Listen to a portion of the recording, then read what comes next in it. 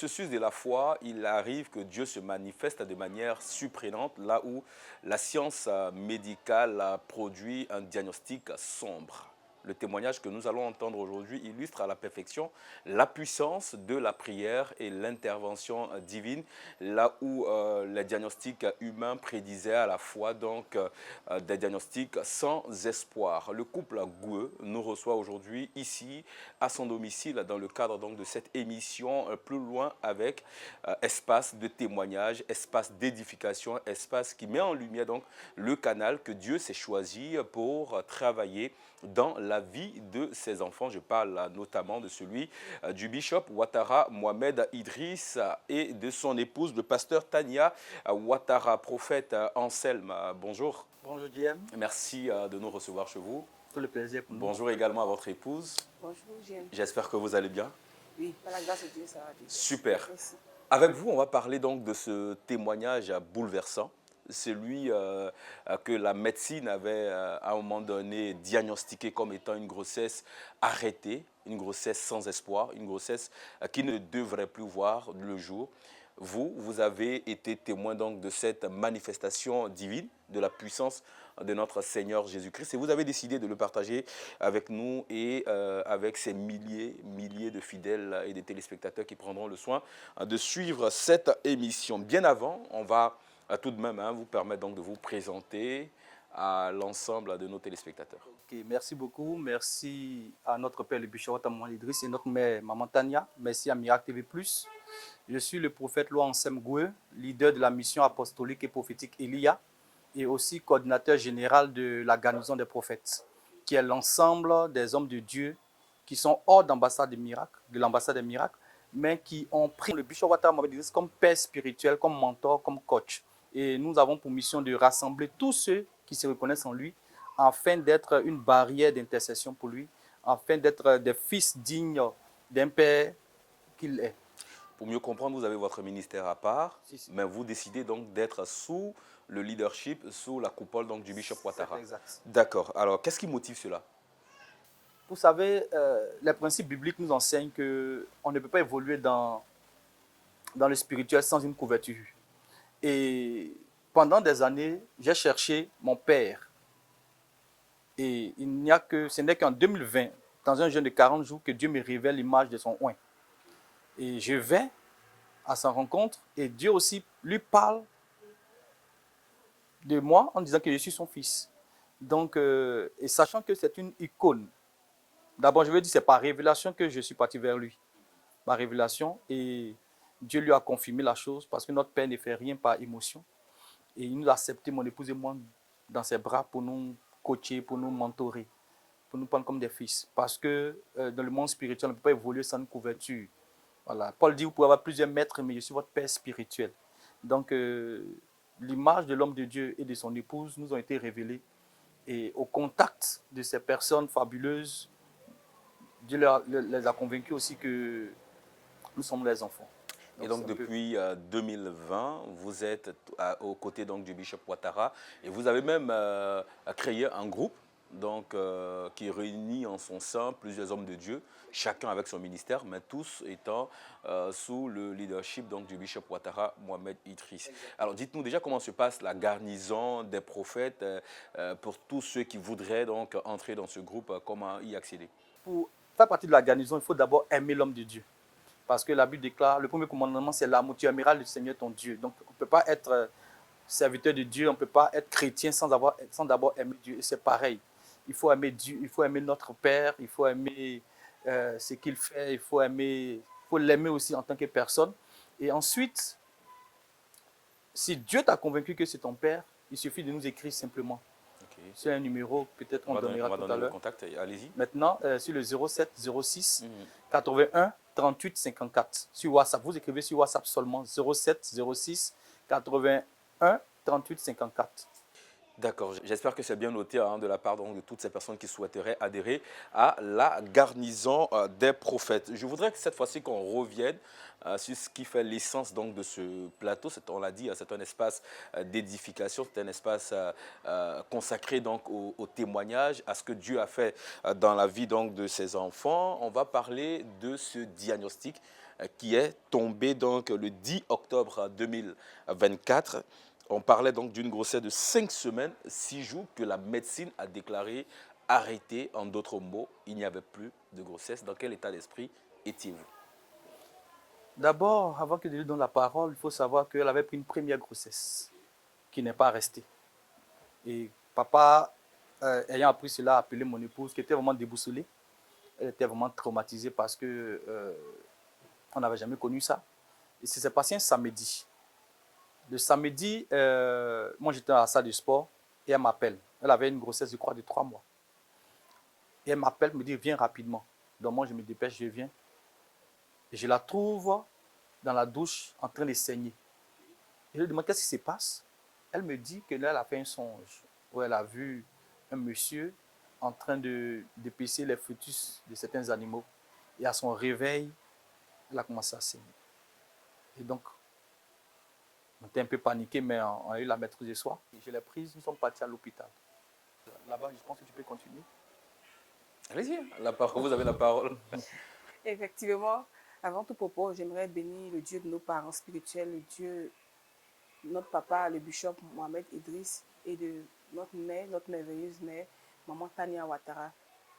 Alors, pour revenir à ce que mon époux disait tout à l'heure, j'ai fait un songe où j'ai vu un homme en train d'épaisser une panthère et il a extrait des fœtus vivants. Et suite à cela, quand je me suis réveillée, j'ai vu que je saignais. Donc, j'ai commencé à prier, mais je l'ai appelé. Quand il est venu, nous sommes partis à l'hôpital rapidement. On m'a dit que la grossesse, l'enfant était mort, qu'il fallait l'extraire. Voilà, donc c'est comme ça qu'on a extrait la grossesse. Ça n'a pas été un moment facile. Mais après, nous avons reçu l'appel de notre père, parce qu'il avait informé papa de cette interruption de grossesse. Et il a dit une phrase qui était essentielle. Il a dit, d'abord, il m'a fortifié, et après, il a dit, ça ne va plus jamais se passer. Et quand il a dit cela, plus tard, c'était en fin mars, mars-avril de 2024. Okay. Donc, on rentre dans le mois d'avril, qu'on appelle ça, 2024, le 10 avril, pour la dédicace du temple de Yamoussoukro. Et lorsque nous partons pour la dédicace, c'était dit que des personnes devaient venir pour bâtir un hôtel sur l'hôtel du temple de Yamoussoukro. Mais je faisais partie de ces personnes. On parle de la dédicace du temple de l'église ambassade de Yamoussoukro. Okay. Et pendant ce temps de prière, quand papa a prié pour moi, il a dit une phrase, il a dit, ma fille, plus jamais de fausses couches.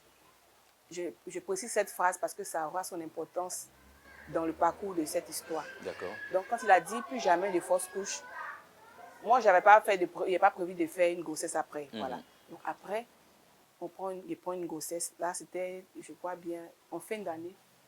C'était en fin d'année que je prends la grossesse. Et comme mon époux l'a signifié, après, je vais pour l'écho où on me dit que la grossesse était arrêtée. Ça, c'était en octobre 2024, en octobre le 10. 2024, Ouais, un peu plus précis. En octobre, le 10 octobre 2024.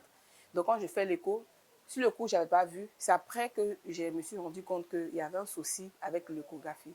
Donc, je contacte une sœur qui est sage-femme. Je lui envoie les images de l'échographie. Quand elle voit, elle se rend compte qu'il y a un souci. Après avoir vu son collègue qui est, je crois, gynécologue, donc elle me dit que c'est une grossesse arrêtée. En d'autres mots, l'enfant était mort. Donc, honnêtement, sur le coup, c'était un peu la panique, puisqu'il n'y avait pas longtemps de cela, il y avait eu une fausse couche. Mais après, nous sommes ressaisis. En ce moment précis, pour vous permettre à nos téléspectateurs de comprendre dans quel état d'esprit étiez-vous quand elle vous fait le diagnostic, elle vous apprend que la grossesse est arrêtée, vous qui veniez en début d'année déjà de faire une fausse couche, et là on vous apprend que la grossesse que vous portiez, elle n'est plus évolutive. Quel était votre état d'esprit en ce moment précis? Bon, sur le coup, j'étais choquée. Et puis, comme la fausse couche n'avait pas, il n'y avait pas vraiment eu, ça s'est passé dans la même année, je voyais à peu près le même processus qui allait se passer, aller à l'hôpital, encore aller faire toutes ces petites choses. Et puis, il y a le côté un peu émotionnel. Souvent, on néglige, mais sans s'en rendre compte, on se met dans un état qu'on ne maîtrise pas, au fait. Parce que devant les gens, surtout que nous sommes un couple de serviteurs de Dieu, on doit toujours être fort, puisqu'on a des enfants aussi spirituels. Donc, tu ne peux pas exprimer en tant que tel que tu es un peu faible, bien si c'est là. Donc, il y a une petite dépression qui ne dit pas son nom. Tu es obligé de cacher pour ne pas montrer que tu es faible. Donc, quand je vois ce diagnostic-là, je me voyais en train de revivre encore ce même En schéma-là. l'espace de 5 à 6 mois. Déjà. Donc, franchement, sur le coup, j'étais déboussolée. Alors que votre père spirituel, le bishop Ouattara, avait dit plus de fausses couches. Voilà. Mais là, je n'avais même pas pensé même à cette phrase-là. Voilà, je n'ai pas pensé à cette phrase. On a envoyé un message à papa. Et ça a été vraiment un moment vraiment très, très marquant. C'est-à-dire, pour un homme de sa tante, de sa carrure, pas parce que nous ne sommes pas des humains, mais je veux dire, c'est un père qui est à part. Malgré son temps, malgré tout ce qu'il fait, Ces il différentes a le occupations. temps pour ses enfants. Ok. Or, nous ne sommes pas des pasteurs d'ambassade des miracles. C'est Nous cela. sommes des, on peut dire, Vous avez des votre fils ministère. adoptés. Voilà. Ok. Mais ça a été, quand on envoyait le message, papa a rappelé. Et il m'a demandé ce qui s'était passé. Quand j'ai expliqué, il a répété la phrase. C'est un lettre de trop, ça ne va pas se passer comme ça. Wow. Malgré que vous lui annoncez que voilà, Voilà, on vous que a c'est ce qui dit s'est que c'est passé, tout fini, ça. la grossesse est arrêtée. Donc lui, quand il a dit ça, sur le coup, je me suis dit, mais si papa m'a parlé là, donc moi-même, j'ai quelques soucis.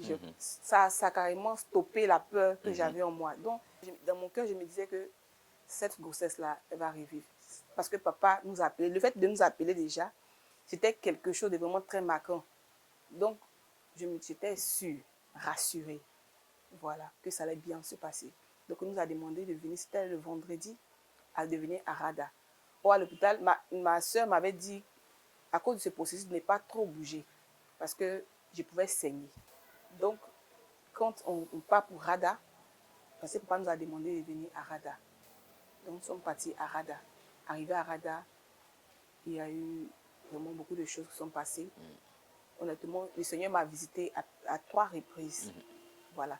Avant que papa n'arrive, j'avais confiance que, même si papa ne m'avait pas touché, son Dieu allait opérer le miracle. c'est cela. Et effectivement, j'ai senti une visitation avant que papa n'arrive. La deuxième fois, c'est quand papa est monté et qu'il a commencé l'adoration. Pendant l'adoration aussi, j'ai senti encore une visitation. Et après cela, papa même est venu, m'a imposé les mains et il a prié pour moi. Quand il a prié pour moi, et après le culte, il a donné des instructions, parce qu'il y avait des petites instructions qu'il avait données. Le temps de sortir de la salle, les symptômes de la grossesse ont commencé. Les grossesses se présentent de différentes façons. Chaque femme a sa manière de ressentir, d'avoir des symptômes. Et moi, quand je suis enceinte, dès les premiers mois, ce sont les salives et puis les vomissements. Mais sur cette grossesse particulièrement, il n'y avait pas ces symptômes-là. D'accord. Donc, avec le recul, j'ai compris qu'il y avait un problème. C'est que la grossesse n'était pas vraiment viable. Parce que si elle était viable, il y allait avoir les symptômes qui accompagnaient la grossesse.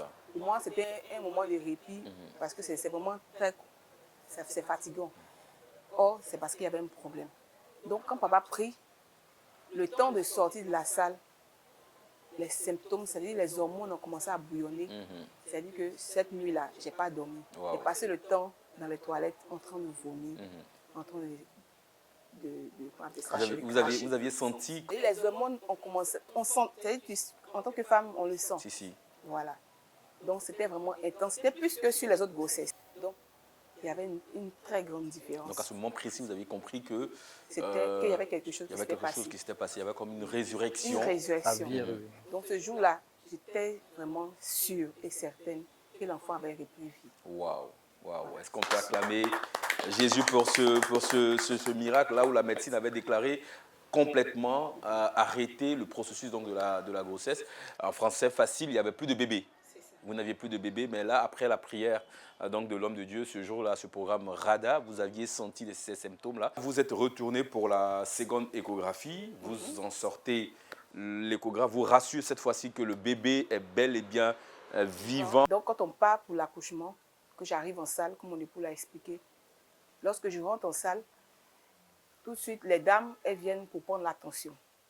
Donc, je sens qu'elles sont un peu, je ne vais pas dire en panique, mais je vois qu'elles étaient un peu inquiètes. Elles sont venues répondre encore l'attention. Au départ, c'était, je crois, bien à 17, après 16.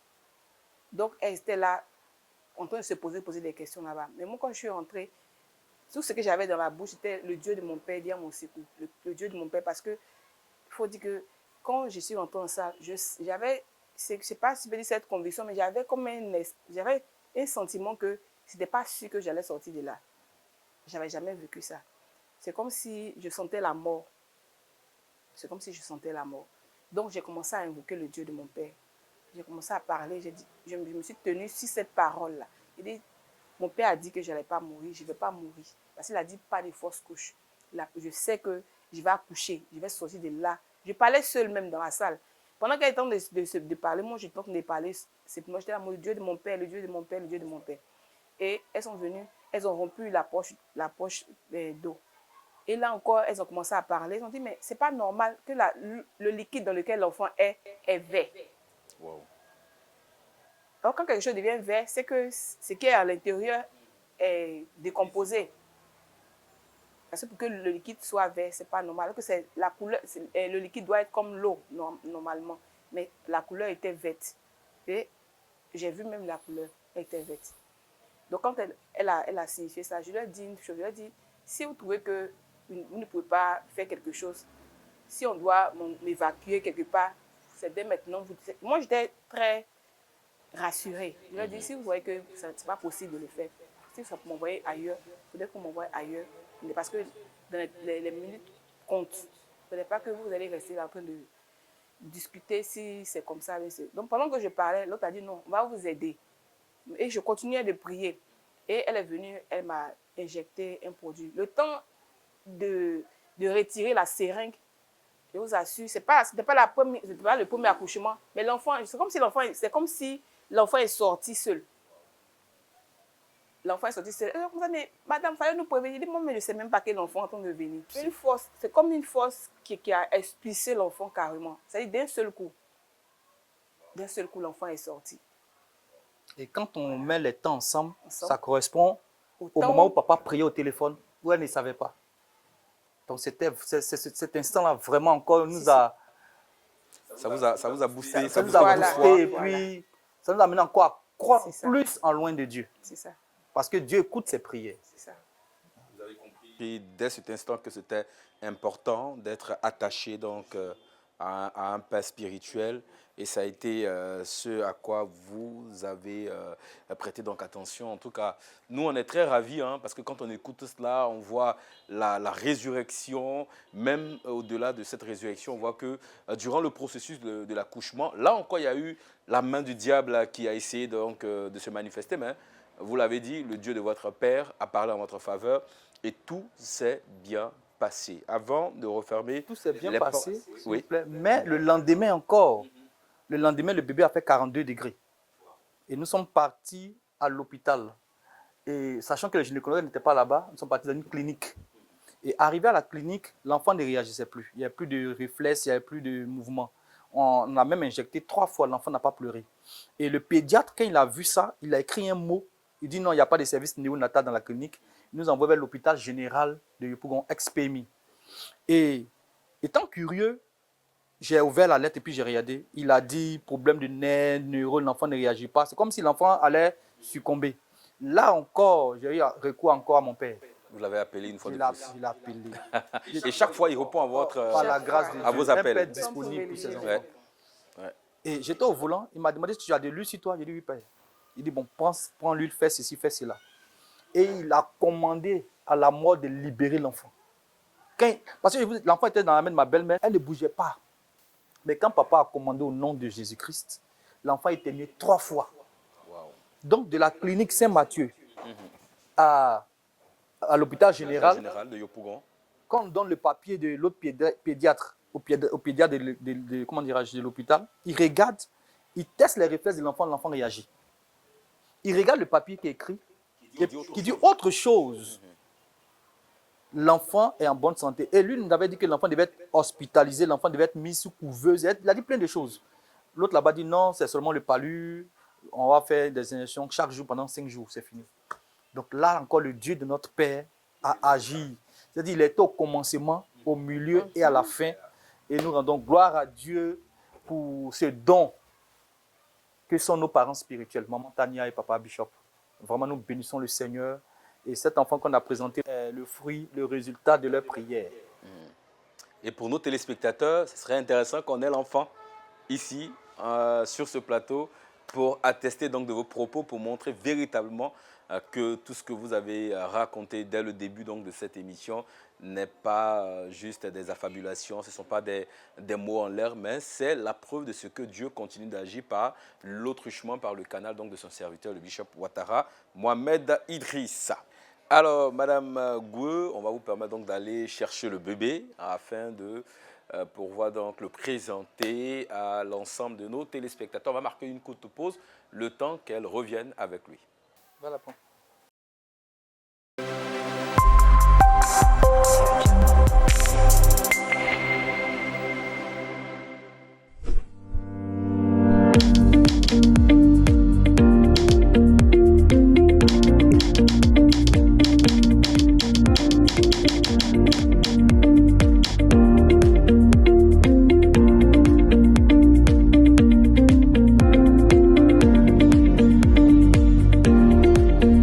Désormais, toute l'actualité de MTV+, disponible en un seul clic. Miracle TV+, met à votre disposition une nouvelle plateforme pour vous permettre de regarder en direct tous vos programmes favoris. Revoir toutes vos vidéos à la demande, des temps de prière, de méditation, d'enseignement, de musique et toute l'actu de vos stars préférées.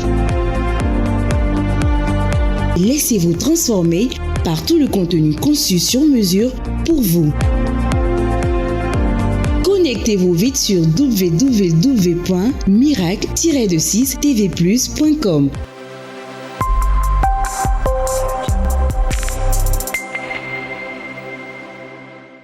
Voilà, pendant que nous étions à la transition, le bébé est enfin arrivé sur le plateau. Magnifique bébé entre les mains donc, de sa mère. C'est ton bébé Miracle, hein? Là, elle porte quel nom déjà? Le nom Miracle? Eh bien, elle s'appelle Goué Tania Émeraude Cristal.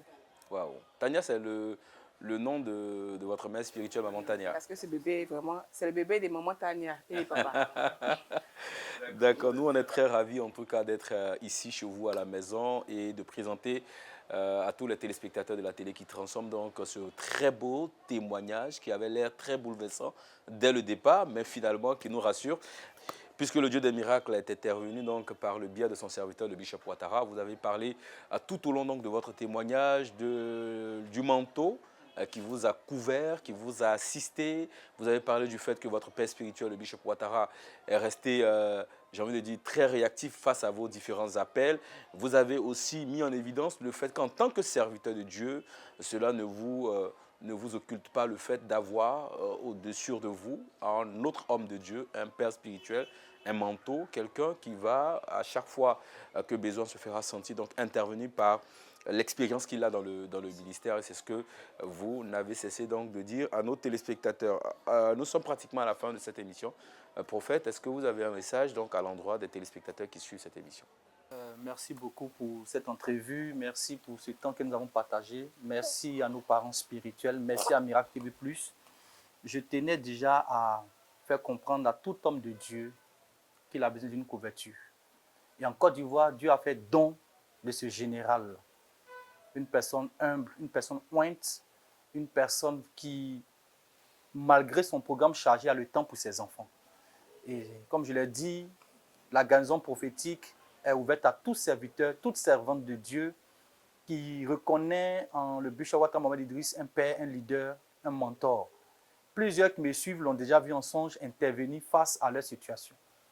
Je vais donner encore une dernière fois le numéro de la garnison pour que vous puissiez m'écrire et ensemble, nous serons des fils. Vous savez, ce que nous sommes en train de faire est biblique. C'est ce qu'on appelait dans la Bible les fils des prophètes, qui voyaient en Élie et Élisée, et même Samuel, le premier, le prophète général, comme on peut dire maintenant, prophète majeur. Donc, vous pouvez prendre le 07 06 81 38 54. Vous écrivez sur WhatsApp, vous vous présentez, nous allons échanger et vous ferez partie aussi de la garnison. Et Dieu le voulant, notre Père priera aussi pour vous. Que Dieu vous bénisse. Merci encore. Merci papa, merci maman. Amen. On va permettre à votre épouse également qui veut rajouter quelque chose avant de conclure cette émission. J'aimerais dire merci spécialement à nos parents spirituels, à papa, qui est un père responsable. C'est un père responsable. Ce n'est pas un père seulement de nom. C'est un père qui démontre qui est toujours prêt pour ses enfants, qui est vraiment très responsable. Aujourd'hui, si je suis en vie, mon enfant et moi, c'est grâce à ses prières. Parce qu'il a été prompt, il a été avec nous tout au long de ce parcours-là.